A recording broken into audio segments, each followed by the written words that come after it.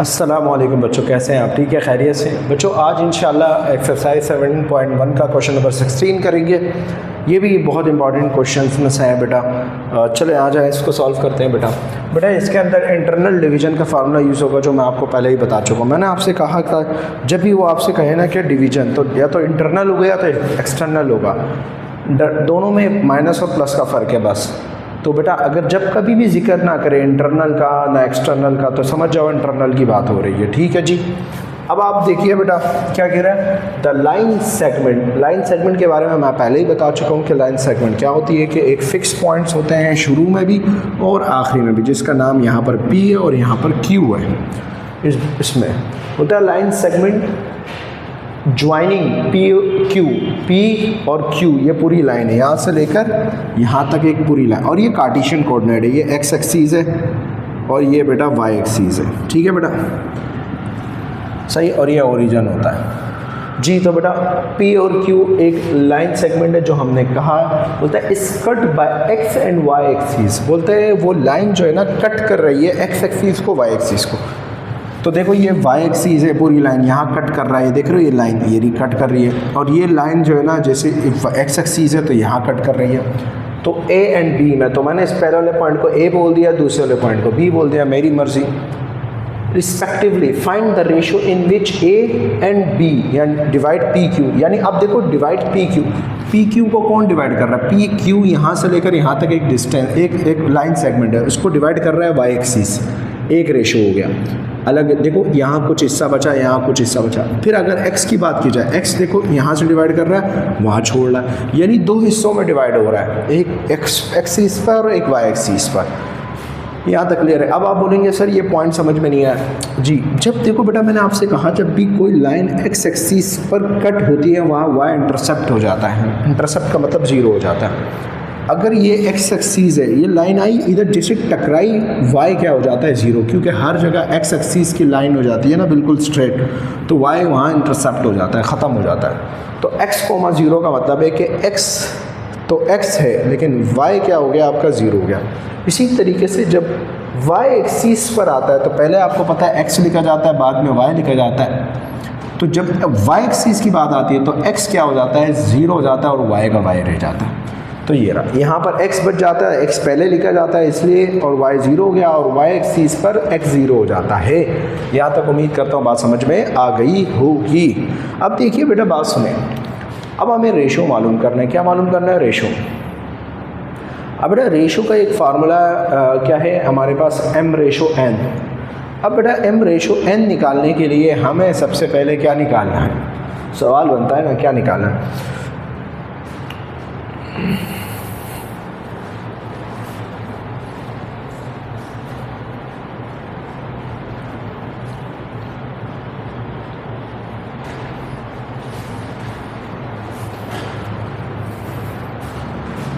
जी। तो बेटा अभी हमें रेशियोज निकालने हैं ना, तो रेशो में देखो बेटा हमें A का रेशो अलग निकालना है, B का रेशो अलग निकालना है। तो बिस्मिल्लाह करते हैं, आ जाए बिस्मिल्लाह करते हैं, बिस्मिल्लाह। सबसे पहले मैंने यहाँ लिखा फॉर A रेशो। मैं यहाँ काम कर रहा हूँ किसके लिए? A रेशो के लिए। डायग्राम ज़रूरी नहीं है, लिख लोगे तो फॉर A वाले पॉइंट के लिए कर रहा हूँ। ठीक है, तो मैंने यहाँ लिख दिया late A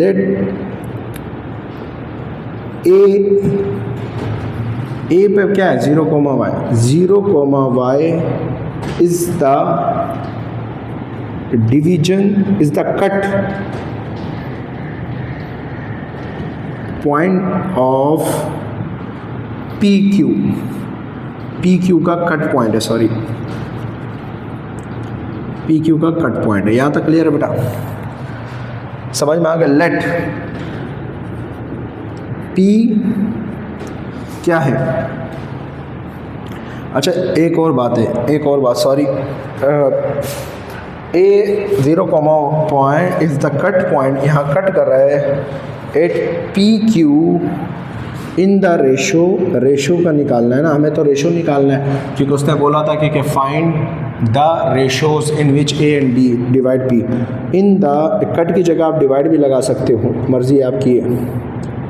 divide in the ratio अब रेशो को मैंने क्या बोल दिया बेटा, m रेशो n बोल दिया, ठीक है बेटा। लेट क्या है, p वाला पॉइंट क्या है बेटा, ज़रा बताओ मुझे, p वाला पॉइंट क्या है, -8, 10, और q वाला पॉइंट क्या है बेटा, 6, -4, सही है।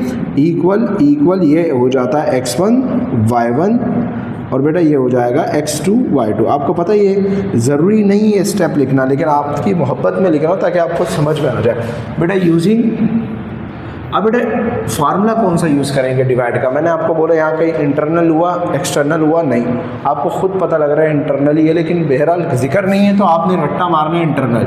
तो अब देखो बेटा लिख देता हूँ x, y mx2 plus nx1 m plus n, my2 plus ny1 m plus n। बेटा ये आपके पास इंटरनली फार्मूला है, ठीक है बेटा, सही। अब देखो बेटा a की बात हो रही है तो यहाँ पर a लिख देंगे, सही। अब देखो बेटा आपको पता है a पर क्या पॉइंट बन रहा था, 0, y, तो इस पूरे की जगह क्या आ जाएगा, 0, y।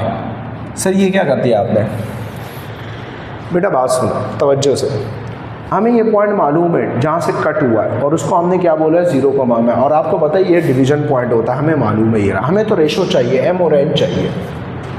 रेशो क्या है, m और n। उसने जो यही मांगा है हमसे, बोलता है फाइंड द रेशो। रेशो का मतलब पता है ना क्या होता है, m और n। तो हमने इसकी जगह 0, y रख दिया, क्योंकि हमें तो ये मालूम है कि ये कट हुआ है, तो डिवीजन का पॉइंट तो मालूम है। अब बेटा m की जगह m रख दिया। अब बेटा x2 क्या है आपके पास, x2 देखो यहाँ क्या है, x2 यहाँ पर क्या है, 6 है, तो 6 आ जाएगा, प्लस बेटा n का n आ जाएगा। x1 क्या बेटा, x1 वहाँ क्या, -8 आ गया, कॉमा का कॉमा, बेटा m नहीं मालूम लिख दिया। y2 क्या बेटा, y2 क्या बेटा, y2 क्या, -4 प्लस n। y1 क्या बेटा, y1 ये रहा 10 है, लिख दिया 10। अब बेटा नीचे m plus n as it is, और नीचे m plus n as it is, और ये कॉमा है, ठीक है जी। इसको सॉल्व कर लेते हैं बेटा, सॉल्व कर लेते हैं। 0, y जैसा था वैसे लिख दिया। m 6 क्या होता है, 6m, minus plus minus n 8n हो जाएगा, और ये जैसा था वैसे लिख दिया, कॉमा। बेटा -4m से क्या हो जाएगा, -4m, और n 10 से क्या हो जाएगा, 10n हो जाएगा, और ये क्या बेटा, m प्लस n, ये रहा। उम्मीद करता हूँ ये बात तो समझ आ गई। अब देखिए बेटा बात सुने, मुझे m और n चाहिए, लेकिन अगर देखा जाए मुझे m भी नहीं मालूम, n भी नहीं मालूम, मुझे ना y मालूम है कि नहीं। अब बताएं बेटा, आपको मैंने एक बात बताई थी, क्या मैंने आपसे कहा था पहला वाला पहले के बराबर होता है, कॉमे से पहले जो है वो कॉमे से पहले के बराबर, दूसरा वाला उसके बराबर होगा। अब देखो बेटा यहाँ 0 है, y वहाँ y है, y तो अननोन है, मालूम ही नहीं है हमें ना कि कौन सा पॉइंट है, तो 0 तो मालूम है ना, 0 है, तो बेटा हम क्या करेंगे, 0 के बराबर इसको रख देते हैं। ये मैथ का रूल है, जो आसानी से हो जाता है वो भी ठीक है, आप रख दो, लेकिन मालूम ही नहीं है, लंबी करोगे आप, तो ये 0 के बराबर रख दिया है। शॉर्टकट रास्ता होता है कि 0 के बराबर, क्योंकि ये मालूम है, क्योंकि एक वक्त में ये जब रख देता उसके बराबर तो बेटा वो भी मालूम नहीं था, ये भी नहीं, तो बहुत मुश्किल हो जाता। अब देखिए बेटा ये इधर डिवाइड है, इधर जाके मल्टीप्लाई हो जाएगा, और 0 से जो चीज़ मल्टीप्लाई होती है वो भी क्या हो जाती है, 0 हो जाती है। लिख देता हूँ मैं, यहाँ तक क्लियर है बेटा। और यहाँ क्या बचा, 6m माइनस 8n, ये पूरा क्या हो जाएगा बेटा, ये पूरा 0 हो जाएगा, इक्वल 6m माइनस 8n। यहाँ तक क्लियर, यहाँ तक क्लियर है बेटा। अब बेटा ये माइनस में उधर जाएगा तो किस में हो जाएगा, प्लस 8n हो जाएगा, और 6m बच जाएगा। यहाँ तक क्लियर है। अब बेटा ये देखो, हमें m रेशो n चाहिए। m रेशो n का मतलब होता है m अपॉन n होता है, m अपॉन n। अब बेटा m तो यही यानी ऊपर रहना चाहिए m को, क्योंकि m अपॉन n है, तो ये n इधर मल्टीप्लाई हो रहा है, ठीक है, उधर चला जाएगा डिवाइड में, और 8 जैसा था वैसे रहा, m n उधर चला गया इसके पास, ये रहा, ये रहा, और ये 6 इसके साथ मल्टीप्लाई हो रहा है, उधर डिवाइड में चला जाएगा, ठीक है बेटा। अब कैंसिल कर लेते हैं, 2 3 जा 6, 2 4 जा 8, तो क्या बचा, m को पहले लिख देता हूँ, n को पहले लिख देता हूँ, m ये रहा, और 4 अपॉन 3 बचा, और बेटा m रेशो n हो जाएगा, m रेशो n ऐसे लिख देता हूँ, और ये 4 रेशो 3 हो जाएगा। तो बेटा हमें a पॉइंट का रेशो मिल गया। दस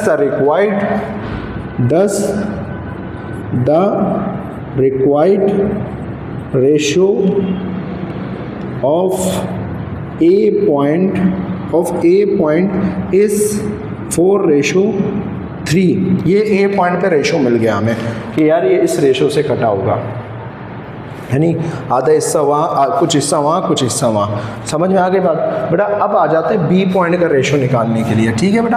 अब ज़रा बी पॉइंट का रेशो थोड़ा जल्दी निकालेंगे बेटा। अब बेटा क्या करेंगे, यहाँ लिख देता हूँ मैं 4B पॉइंट, ठीक है बेटा। बी पॉइंट लिख दिया मैंने, यहाँ तक कोई मसला नहीं, ठीक है जी। अब देखो बेटा यही बात लिखोगे, लेट, बस बी की, अब बी लिखना बेटा। यहाँ लिख देता हूँ मैं लेट, क्या लिखा हुआ है बी, अब 0, y है ना, ये 0, y। अब बी वाले पॉइंट में क्या है x, 0, तो बेटा क्या लिख देते हैं x, 0, क्या लिखा हुआ है, is the division point of किसका, पी क्यू का ही है बेटा, पी क्यू लाइन ही मैंने in the ratio M N. अब देखो बेटा यहाँ भी एम एन है, यहाँ भी एम एन है, तो थोड़ा सा परेशान नहीं होइएगा, ठीक है। दोनों एम एन से फ़र्क, अगर आपको चेंज करना है 1 1 लगा दो, कोई फ़र्क नहीं पड़ता, नहीं लगाना तब भी कोई मसला नहीं, ठीक है। अब in the ratio M N, सही, यहाँ तक क्लियर है। अब देखिए बेटा बात सुनिए, क्योंकि अलग अलग पॉइंट है, पेपर में हो सकता है एक ही पॉइंट दे आपको, शॉर्ट में आ जाए, 2 पॉइंट ना दे आपको, और हो सकता है कि बेटा 2 पॉइंट ही दे। तो देख लो, मैं अपने बच्चों को इसको एक ही पॉइंट करके देता हूँ, एक्स एक्सीस या वाई एक्सीस पर, ठीक है बेटा। अब यहाँ देखो बेटा, अब क्या करोगे बेटा आप, लेट पी और Q, P पॉइंट क्या है -8, 10, और Q पॉइंट क्या है बेटा 6, -4, सही, इक्वल, सही है बेटा। अब बेटा क्या है x, y1 यहाँ लिख दिया, x, y1 ये 2 लिख दिया, ठीक है, क्योंकि x1। अब देखो बेटा सारा काम यहाँ तक क्या होगा बेटा, सेम होगा, यहाँ तक पूरा काम सेम होगा। यहाँ देखो यूजिंग Q, क्योंकि बेटा x1 y1 भी वही है, x2 y2 भी वही है, सही है। m वैसे भी इधर भी नहीं मालूम, इधर भी नहीं मालूम, तो मैं आपसे कहना चाह रहा हूँ पूरा काम क्या होगा, ये होगा, ये एक स्टेप ये, तो मैं डायरेक्ट लिख देता हूँ 6m - 8n m + n, -4m + 10n, क्योंकि पॉइंट ही सेम है, m + n, यहाँ तक क्लियर है। बट फर्क क्या होगा, यहाँ पर a का पॉइंट आया था, यहाँ b का पॉइंट आएगा, और b का पॉइंट क्या है यहाँ पर x, 0, बस ये फ़र्क होगा, बस ये फ़र्क होगा और कुछ नहीं होगा। तो समझ में आ गई, उम्मीद करता हूँ कि बेटा आपको ये बात समझ में आ। अब देखिए बेटा यहाँ पर आपने ये 0 पे था, तो पहले वाले को पहले के बराबर रख दिया था, लेकिन यहाँ पर 0 अब दूसरे नंबर पर है, तो दूसरे नंबर वाले को बराबर रखना पड़ेगा, बस यही फ़र्क है।